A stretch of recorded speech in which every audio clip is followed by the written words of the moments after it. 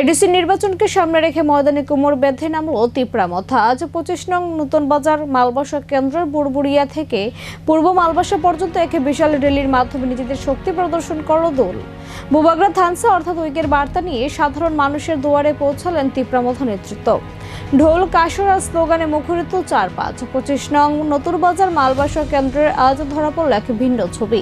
আসন্ন নির্বাচনকে পাখির চোখ করে বুড়বুড়িয়া থেকে পূর্ব মালবাসা পর্যন্ত এই দীর্ঘ মিছিলে পা মেলালেন হাজার হাজার কর্মী সমর্থক।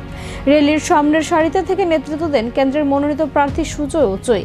তার সমর্থনে এই মিছিলে সামিল হন 41 নং অম্পিনগর কেন্দ্রের বিধায়ক পাথানলাল জামাতিয়া। এছাড়া উপস্থিত ছিলেন টিডব্লিউডি এবং ওয়াইটিএফ এর একঝাঁক নেতৃত্ব ও লড়াকু কর্মীরা।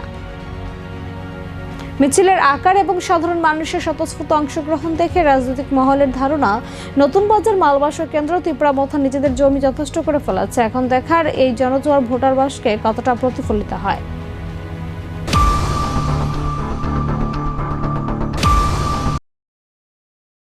হাস্তেনি যত লোকরগ্ন কইলাও খুলমাইয়া ফারো সিনি তিতে এডিসিনো প্রায় 4.5 বছর ওই লোকরক